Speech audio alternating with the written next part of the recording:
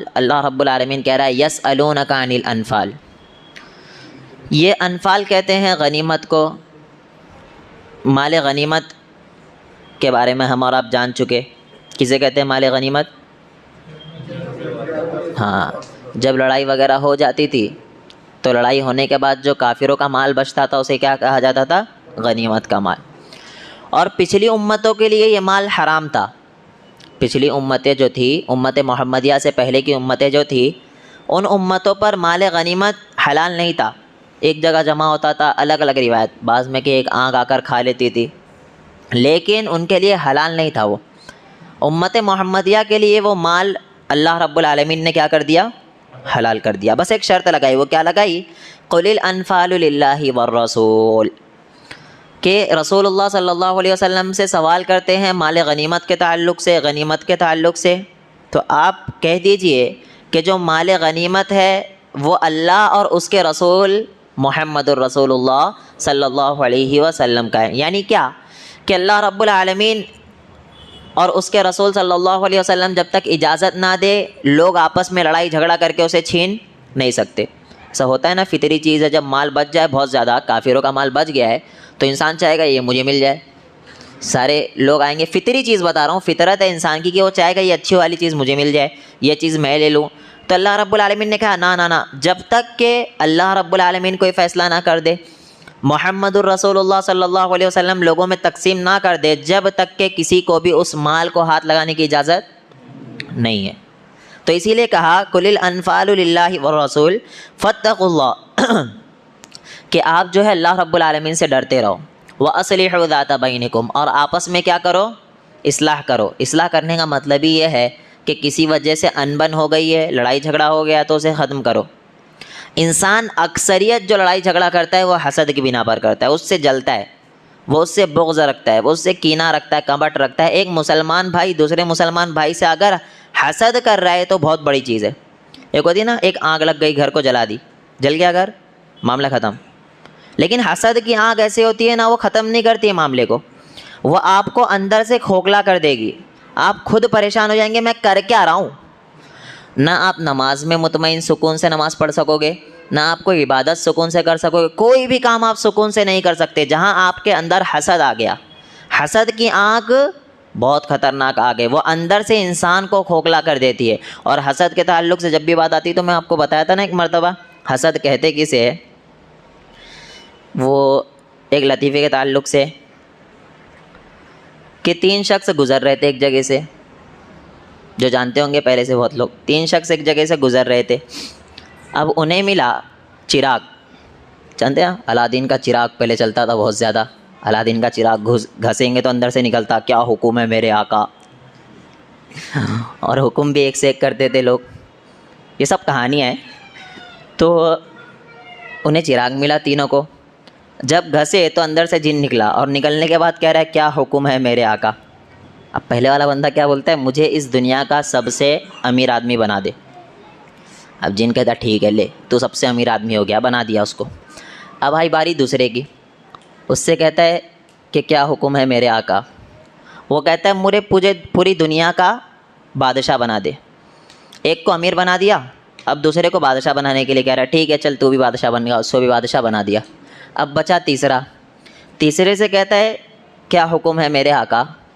وہ کہتا ہے ان دونوں کو واپس ان کی اوقات پہ لیا۔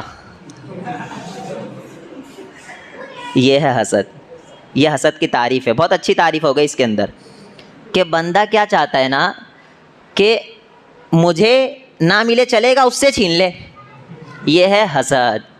اس نے یہی کہا نا مجھے دے مت دے یہ الگ معاملہ، ان دونوں سے چھین لے تو، یہ دونوں کو واپس اوقات پہ تو لے آ۔ یہی حسد کی تعریف ہے کہ ایک انسان جو ہے اندر سے جل جل کے کھوکھلا ہو جاتا ہے، اور وہ چاہتا ہے اس بندے سے اللہ سارا مال چھین لے، مجھے نہ ملے وہ دوسرا معاملہ ہے۔ دعا آپ یہ کر سکتے ہو کہ اللہ رب العالمین جس طریقے سے تو اوروں کو مال دیا مجھے بھی دے، یہ دعا کرنے میں کوئی پرابلم نہیں ہے۔ پرابلم یہاں آتی کہ اس سے چھین لے اور مجھے دے، یہ پرابلم ہے، اور اسی کا نام کیا ہے؟ حسد۔ اور اللہ رب العالمین نے اس سے منع کیا ہے، آپس میں حسد نہ کرو، حسد سے بچو۔ اسی لیے پڑھتے نا وَمِن شَرِّ حَاسِدٍ اِذَا حَسَد، حاسد کے حسد سے ہمیں کیا کر محفوظ رکھ، اس کے شر سے پناہ مانگنا چاہیے ہمیشہ. ہر کسی کو دعا کرنا چاہیے. پتہ نہیں آپ سے کون جلتا ہوگا، پتہ کس کو پتہ ہے کون جلتا ہے، ہم سے کسی کو نہیں پتہ. تو ہمیشہ اللہ رب العالمین سے یہ پڑھتے رہا کرو، وَمِن شَرِّ حَاسِدٍ اِذَا حَسَدَ. کون سی صورت میں یہ، کون سی صورت میں؟ قُلْ أَعُوذُ بِرَبِّ الْفَلَقِ، سورہ فلق کے اندر یہ ملے گا، آپ پڑھو اس کو. پھر آگے دیکھیے اس صورت کا ایک اہم ٹاپک جو ہے نا وہ یہ ہے کہ جنگ بدر. جنگ بدر یہ اسلام کی سب سے آخری جنگ ہے، پہلی جنگ ہے. اسلام کی سب سے پہلی جنگ ہے جس کا نام ہے جنگ بدر. اور جنگ بدر یہ پلاننگ کے ساتھ نہیں ہوئی تھی، اچانک ہو گئی تھی. ایک ہوتا ہے نا انسان پورا تیاری کر رہا ہے، پلان کر رہا ہے، پری پلان ہو کر لڑائی کے لیے آ رہا ہے تب جا کے لڑائی کر رہا ہے، ایک یہ ہوتا ہے. لیکن جو جنگ ہوئی تھی نا جنگ بدر، پہلی جنگ جو مسلمانوں کی ہوئی ہے وہ بغیر پلان کے ہوئی. کیا ہو گیا؟ جب مسلمانوں کو ہجرت کرنا پڑا، مکہ سے نکال دیا گیا. کہاں گئے تھے ہجرت کر کے؟ شام، مدینہ گئے تھے کیا؟ مدینہ چلے گئے. مکہ سے ہجرت کر کے مدینہ گئے. جب مکہ سے ہجرت کر کے مدینہ گئے 13 سال تک رسول اللہ صلی اللہ علیہ وسلم میں مکہ میں دعوت و تبلیغ کا کام کرتے رہے. پھر 13 سال کے بعد جب ہجرت کر کے مدینہ جا رہے ہیں تو مدینہ جانے کے بعد زیرو تھے، کچھ بھی نہیں تھا. مال دولت جو کچھ بھی تھا، روپیہ پیسہ شہرت ہر چیز صحابہ جو ہے وہ مکہ میں چھوڑ کر چلے گئے. کچھ بھی نہیں، زیرو، کچھ بھی نہیں. جیسے ہی مدینہ پہنچتے ہیں تو وہاں کے لوگ جسے کہا جاتا ہے انصار. انصار کا مطلب کیا ہوتا ہے؟ ہاں، مدد کرنے والے. تو مدینہ والوں نے مہاجر کی جو ہجرت کر کے آئے ان لوگوں کی مدد کی تھی، اس وجہ سے انہیں لقب ہی مل گیا انصار. اور سامنے والوں کو مہاجر جو ہجرت کر کے آ رہے ہیں. اور پتہ ہونا چاہیے اتنا زیادہ مدد کیے تھے کہ عبد الرحمن بن عوف رضی اللہ عنہ اور بہت سے صحابہ کرام رضوان اللہ علیہم اجمعین کو یہاں تک کہ یہ آفر بھی دیے تھے انصار کہ اگر آپ کو، اب دیکھیے سب کچھ چھوڑ کے آئے نا، تو وائف نہیں ہے، بچے نہیں ہے، کچھ بھی نہیں ہے نا، سب چھوڑ کے آئے. اب جو ایمان لے آئی ہے عورتیں ان کو تو لے آئے، لیکن جو ایمان نہیں لائے سب کچھ چھوڑ وغیرہ کے آ گئے ہیں. تو آنے کے بعد یہ بھی آفر دی گئی تھی کہ آپ کیا کریں، ہم اپنی بیوی کو ایک کو طلاق دیتے ہیں اور آپ ان سے نکاح کر لو. اتنا بڑا آفر بھی دیا تھا. کوئی ایسا کر سکتا ہے؟ نہیں. اسی لیے انہیں صحابی کہا جاتا ہے. اللہ کے لیے ہر چیز لٹانے کے لیے تیار تھے. اپنے بھائی کو یہ کہہ رہے ہیں وہ کہ اگر آپ کو وائف چاہیے میں اپنی وائف کو طلاق دیتا ہوں. ایک وائف نہیں ہوتی تھی پہلے، وہ تو آج بر صغیر میں آ گیا ایک وائف کا سسٹم. تو آج اس وقت پہ ایک وائف کا دور دور تک تصور نہیں تھا. صحابہ کرام رضوان اللہ علیہم اجمعین میں کوئی ایک بھی صحابی آپ کو ایسا نہیں ملے گا جو ایک پر مطمئن ہو. تو بہرحال آج ہمارا یہ ماحول بن گیا ایک وائف والا. تو اس وقت صحابہ کہہ رہے ہیں کہ ہم اپنی ایک وائف کو طلاق دیتے ہیں اور آپ ان سے نکاح کر کے ساتھ میں رہ لو. یہ بہت بڑی قربانی ہے، بہت بڑی قربانی. آپ صرف سن کے نکال دو گے، لیکن جب تصور کرو گے نا جب پتہ چلے گا کہ کتنی بڑی قربانی ہے. آج اگر انسان کو ایک کوئی پسند آ جاتی ہے تو اس کو بھلا نہیں پاتا ہے، نہیں بھلا پاتا. نمازیں پڑھ رہا، اس کے لیے دعائیں کر رہا، تہجد میں اٹھ کے دعائیں کر رہا، مل جائے مل جائے مل جائے، پھر بھی نہیں مل رہی. اب سوچو صحابہ کا یہ معمول ہے کہ وہ کیا کر رہے ہیں، اللہ کی راہ میں سب کچھ چھوڑنے کے لیے تیار ہیں. یہ تھے صحابی. پھر انصار نے ان کی مدد کی. پھر 2 ہجری میں کیا ہوا، اللہ رب العالمین کے حکم سے ہی رسول اللہ صلی اللہ علیہ وسلم یہ معاملہ، یہ پلان بنائے کہ اب کیا کرتے ہیں کہ شام سے مکہ کی طرف ایک قافلہ جاتا تھا، تجارتی قافلہ. وہ قافلہ کیا ہوتا تھا کہ اس میں مال دولت سارا مکہ والوں کا اسی میں ہوتا تھا. ہر سال جاتا تھا یہ قافلہ. تو اس وقت ابو سفیان رضی اللہ عنہ جو اس وقت ایمان نہیں لائے تھے، بعد میں ایمان لے آئے، تو صحابی رسول ہے صلی اللہ علیہ وسلم، وہ قافلہ لے کر جا رہے تھے. اور یہاں سے کیا کر رہے ہیں، محمد الرسول اللہ صلی اللہ علیہ وسلم مع اصحاب، یعنی صحابہ کرام رضوان اللہ علیہم اجمعین کے ساتھ نکل گئے. اور نکلنے کے بعد پلان یہ تھا کہ وہ جو مال لے کر آئیں گے نا، ان سے لڑائی کر کے اس مال کو ہم کیا کریں گے، چھین لیں گے. وہ کیوں چھین رہے، یہاں تو غلط ہو رہا ہے. پرابلم یہ تھی کہ ان کا مال دولت ہر چیز تو مکے ہی میں تھی، ان لوگوں نے ظلم کر کے انہیں باہر بھگا دیا تھا. تو اسی وجہ سے اللہ رب العالمین نے حکم بھی دیا تھا، محمد الرسول اللہ صلی اللہ علیہ وسلم کوئی بھی کام اپنے سے نہیں کرتے جب تک اللہ حکم نہیں دیتا. تو اللہ کے حکم سے ہی محمد الرسول اللہ صلی اللہ علیہ وسلم باقی سارے صحابہ گئے. اور جانے کے بعد پلان یہ تھا کہ ابو سفیان جو لشکر لے کر جا رہے ہیں اسے کیا کرنا ہے، لڑائی کر کر اس کا مال چھیننا ہے. اور کیونکہ یہ بھی تھی نا، مال سے انسان بہت زیادہ پاورفل ہوتا ہے. جب مکہ والا کا مال ہی چھین لیں گے تو ایک حساب سے وہ کیا ہو جائیں گے؟ کمزور پڑ جائیں گے. تو ابو سفیان رضی اللہ عنہ وہاں سے مال لے کر جا رہے ہیں، اپنا قافلہ لے کر جا رہے ہیں. انہیں خبر لگ گئی کہ محمد الرسول اللہ صلی اللہ علیہ وسلم اور صحابہ کی ٹیم آ رہی ہے جو ہمیں کیا کرنا چاہ رہی ہے؟ مال چھیننا چاہ رہی ہے، لڑائی کرنا چاہ رہی ہے. اب یہ کیا کہے ابو سفیان؟ اس وقت ایمان نہیں لائے تھے. انہوں نے یہاں سے ابو جہل کو وفد بھیج دیا، ابو جہل کو پیغام بھیج دیا کہ یہاں پر کیا چل رہا ہے؟ مسلمان حملہ کر دیے ہم لوگوں پر. اب ابو جہل ایک دم ٹینشن میں، قریش تھا، قریش والے پاورفل تھے. اب ابو جہل نے کیا کیا؟ یہاں پر 1000 کا لشکر تیار کر دیا، 1000 کا لشکر تیار کر دیا. اور یہاں پر مسلمان لڑائی کی نیت سے آئے ہی نہیں تھے، آئے تھے تجارتی قافلے کی نیت سے کہ اسے چھیننا ہے، تجارتی قافلے کو. لیکن یہاں پر کیا ہو رہا ہے؟ معاملہ الٹا ہو رہا ہے. ابو سفیان راستہ تبدیل کر لیے اور وہاں سے چلے گئے، اور یہاں سے ابو جہل اپنا لشکر لے کر آ گیا 1000 کا. تو جس سے لڑنا تھا وہ تو چلے گیا، ابو سفیان رضی اللہ عنہ بعد میں ایمان لے آئے تھے، وہ تو چلے گئے اپنے قافلے کو لے کر. دوسرا آ گیا یہاں سے 1000 کا لشکر، اور بدر کے مقام پر محمد الرسول اللہ صلی اللہ علیہ وسلم وہاں پر موجود تھے. تو جیسے ہی پتہ چلتا ہے، یہی آیت آگے اللہ رب العالمین ارشاد فرما رہا ہے. یہ میں آپ کو پس منظر بتایا کہ ایسا پس منظر تھا. اور مسلمان جو تھے گنے چنے تھے 300 نہیں معلوم 313، اور کافر جو تھے 1000 سے بھی زیادہ اوپر تھے، 1000 سے زیادہ. اب مجھے بتاؤ 313 1000 کوئی مقابلہ ہے؟ کوئی مقابلہ نہیں. اور 313 کے پاس لڑائی کرنے کے لیے کیا تھا پتہ ہے؟ 8 تلوار. 313 کے پاس صرف اور صرف 8 تلوار، 2 سے 3 گھوڑے، کچھ بھی نہیں لڑنے کے لیے، کچھ نہیں. صحابہ کے پاس لکڑیاں ہیں، لکڑی سے لڑتا کوئی جنگ؟ کوئی نہیں لڑتا نا. اور وہاں پر ابو جہل تو تیاری کے ساتھ آ رہے ہیں، وہ تو ہر چیز لے کر آ رہا ہے لڑائی کرنے کی، سارا کا سارا قافلہ اس کا آ رہا ہے، جنگجو ہر چیز اس کے ساتھ مہیا ہے، تلواریں ہیں، تیر انداز ہے، ہر چیز لے کر آ رہا ہے، گھوڑے وغیرہ. اب مجھے بتاؤ یہاں پر 1000 جو پورا ساز و سامان کے ساتھ ہے لڑائی کے، اور یہاں پر 313 جس کے پاس کچھ بھی نہیں ہے. لڑائی کوئی بن سکتی تھی؟ دور دور تک تصور تھا. ہر انسان ڈرے گا. صحابہ بھی ڈر گئے.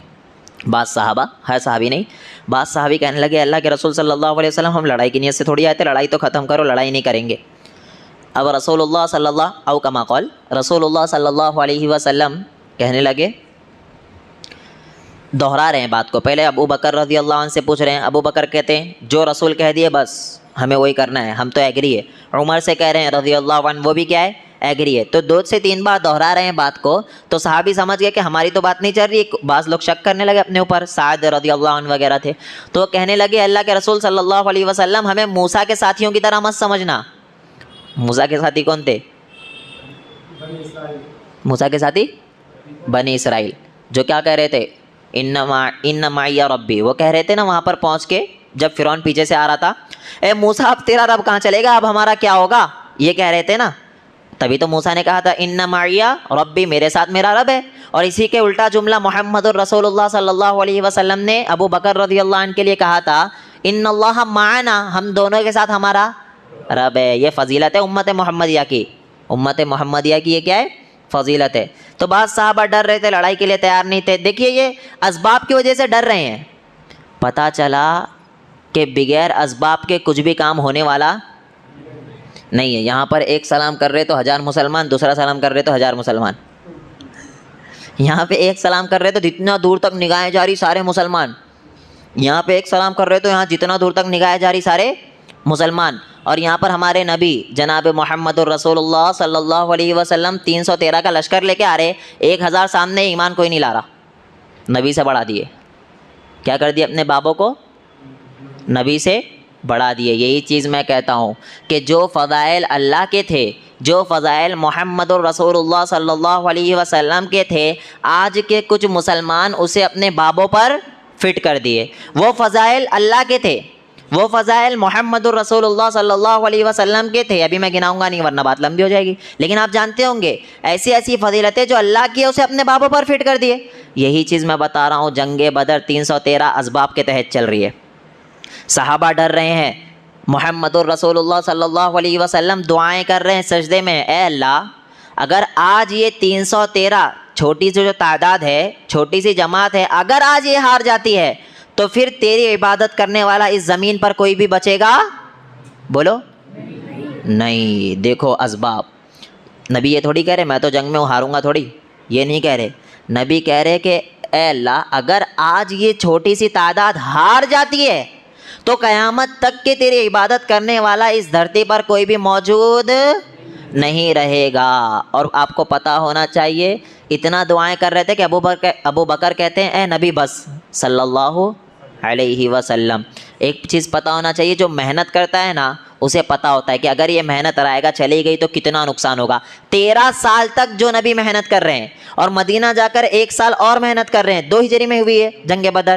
دوسرے یعنی 15 سال تک جنہوں نے محنت کی وہ جانتا ہے اگر یہ چھوٹی سی تعداد ماری گئی تو کتنا بڑا نقصان ہوگا. اور وہی محمد رسول اللہ صلی اللہ علیہ وسلم نے دعائیں کی، پھر اللہ نے بتایا وما جعلہ اللہ، اللہ نے کیا کر دی؟ خوشخبری دے دی. الا بشرا لکم ولتطمئن بہ قلوبکم، اللہ نے خوشخبری دے دی. تو یہی جنگ کی پس منظر میں آپ کو بتا رہا تھا. اب کیا ہوا؟ تعداد کھڑے ہو گئے. ایک چیز پتہ چلی نا، پری پلان جنگ تھی یہ جنگ جو ہوئی ہے یہ اچانک ہو گئی ہے اور صحابہ تیار بھی نہیں ہے. پھر اللہ نے خوشخبری سنائی کیا؟ اذ تستغیثون ربکم فاستجاب لکم انی ممدکم بألف من الملائکۃ مردفین. اللہ اکبر. اللہ کہہ رہا ہے یاد کرو جب تم دعائیں کر رہے تھے تو اللہ رب العالمین نے کتنے کا لشکر بھیجا تھا؟ 1000 فرشتوں کا. کس کو بھیجا تھا؟ 1000 فرشتے اللہ رب العالمین نے نازل کیے تھے اور ایک کے بعد ایک وہ اترتے جا رہے تھے. اب بتاؤ اللہ تو ایک فرشتے سے ہی کام تمام کر سکتا تھا، اللہ تو بغیر فرشتے کے بھی کام تمام کر سکتا تھا؟ نہیں کر سکتا تھا؟ اللہ زمین کو حکم دیتا ہٹ جاتی دھج جاتے، سب دور دور تک نظر نہیں آتے. لیکن اللہ رب العالمین ادھر بھی اسباب سے چلا رہا ہے دنیا، ادھر بھی اللہ اسباب سے چلا رہا ہے. اور اللہ نے جو 1000 فرشتے بھیجے، اللہ بھیجا ہی اس لیے تھا وَلِتَطْمَئِنَّ بِهِ قُلُوبُكُمْ، تاکہ صحابہ کا جو دل ہے وہ تھوڑا مطمئن ہو جائے. ٹینشن میں آ گئے تھے سب، ہمارے پاس تو کچھ ہے ہی نہیں، 1000 آ رہے ہم لڑیں گے کیسا؟ تو اللہ نے کیا کیا؟ 1000 کا تعداد بتا کر 1000 کے فرشتے بھیج رہا ہوں یہ بتا کر یہ پیغام دیا کہ وہ 1000 آ رہے نا سامنے، تو ٹینشن مت لو، 1000 فرشتے بھی آ رہے. سمجھے؟ یہ صرف دل مطمئن کرنے کے لیے. جب 1000 ہے تو تم ٹینشن مت لو، 1000 فرشتے بھی آ رہے ہیں. اور جنگ ہوئی، جنگ ہونے کے بعد صحابہ خود بیان کرتے ہیں ابھی وہ تلوار اٹھائے رہے وہاں سے گردن الگ ہو جا رہی ہے. یہ فرشتوں کی مدد. جبرائیل خود اتر کے آتے ہیں، محمد الرسول اللہ صلی اللہ علیہ وسلم سے پوچھتے ہیں آپ میں سب سے بہترین صحابی کون لوگ ہیں آپ کی نظر میں؟ یعنی آپ کے پاس سب سے بہترین لوگ کون ہیں؟ تو محمد الرسول اللہ صلی اللہ علیہ وسلم کہتے ہیں وہ جو بدر میں شریک تھے، وہ جو بدر میں شریک تھے. پتہ چلا بدری صحابی کی ویلیو بہت زیادہ ہے. اور جبرائیل کہہ رہے ہیں ہم میں بھی وہ سب سے معزز فرشتے ہیں جو بدر میں شریک تھے. پتہ چلا جو فرشتے بدر میں شریک ہوئے وہ بھی معزز ہو گئے، جو صحابی بدر میں شریک ہوئے وہ بھی معزز ہو گئے. حضرت علی رضی اللہ عنہ جانتے ہو کیا نہیں؟ حضرت حمزہ رضی اللہ عنہ، یہ پہلوان سارے شروع میں آ کر کافروں کو سب سے پہلے قتل کرنے والے یہی لوگ تھے. حضرت حمزہ رضی اللہ عنہ، حضرت ابو بکر، حضرت عمر رضی اللہ عنہ، حضرت علی رضی اللہ عنہ. شیر کی طرح لپکے تھے یہ لوگ، سامنے والے ڈر گئے تھے. اور محمد الرسول اللہ صلی اللہ علیہ وسلم ایک مٹھی لیتے ہیں، جیسے ایسا پھینکتے ہیں اللہ رب العالمین کے حکم سے وہ مٹی ایسی تیزی سے جاتی ہے کہ کافروں کی آنکھوں میں چلی جاتی ہے اور وہ چندیا جاتی ہے، وہ سمجھ نہیں پاتے کہ سامنے کچھ ہے بھی، کوئی لوگ بھی ہے. تو اللہ نے یہی کہا کہ مدد کس نے کی تھی؟ اللہ نے. تم 313 جیت نہیں سکتے تھے. یہی چیز میں بتا رہا ہوں کہ 313 1000 پر بھاری پڑ گئے. تلوار زیادہ کس کے پاس تھی؟ 1000 کے پاس. لشکر زیادہ 1000 کا، 313 بھاری پڑ گئے. ایمان بہت اچھا تھا ان کا، ایمان. صحابی سب تھے. اب جو سوال پیدا ہو رہا ہے کچھ ڈر رہتے، وہ ڈر ہی اس وجہ سے رہتے کہ ان کے پاس کچھ بھی نہیں تھا. آپ تصور کر لو آپ اکیلے ہو اور سامنے والے کے پاس تلوار ہے، آپ کے پاس لکڑی ہے، پھر بھی بندہ ڈرے گا. یہاں پہ ہم سارے اتنے سارے بیٹھے، سامنے کوئی اگر بندوق لے کر آ جائے یا پھر کوئی تلوار لے کر آئے، سب ڈریں گے. اتنے لوگ جب ایک بندے سے ڈر رہے ہیں تو سوچو وہاں 1000 سے زیادہ لوگ، سب کے پاس ہتھیار تھا اور یہاں صحابہ کے پاس کچھ بھی نہیں، گنے چنے ہتھیار ہے. اس سے لڑائی کر کے یہ جنگ جیتی گئی ہے. اور اللہ رب العالمین نے اس جنگ کو کہا یوم الفرقان، حق اور باطل کے درمیان فرق کرنے والی جنگ. اور اسی جنگ میں ابو جہل مارا گیا تھا، اسی جنگ میں ابو جہل مارا گیا تھا. ابو جہل کو کس نے مارا تھا؟ 2 بچوں نے. ایسا ذلیل کیا اللہ نے نا اس کو تا قیامت کے لیے عبرت بنا کر رکھ دیا. 2 بچوں نے مارا تھا انہیں, معاذ اور معوذ. یہ 2 بچے تھے جنہوں نے ابو جہل کو مارا تھا. یہ پہلی جنگ میں قریش کے بڑے بڑے سردار شہید ہو گئے تھے. شہید ہوئے, مر گئے تھے. بڑے بڑے سردار مر گئے تھے. شہداء جو تھے مسلمانوں کے تھے وہ 14 تھے, تقریباً 14 سے 15. تو یہ بہت بڑی بات تھی. وہ ذلیل ہو گئے, پریشان ہو گئے. کیا سوچ کے پریشان ہو گئے پتہ ہے؟ کہ ہم قریش ہو کے ہار گئے. پھر لڑائی کے لیے تیار تھے. جنگ احد بعد میں ہوئی, انشاءاللہ وہ چیزیں دیکھیں گے. اللہ رب العالمین سے دعا ہے کہ اللہ تعالی ہم تمام ہی لوگوں کو قرآن مجید کو سمجھ کر پڑھنے کی توفیق عطا فرمائے. آمین. والسلام علیکم ورحمۃ اللہ وبرکاتہ. وعلیکم السلام ورحمۃ اللہ.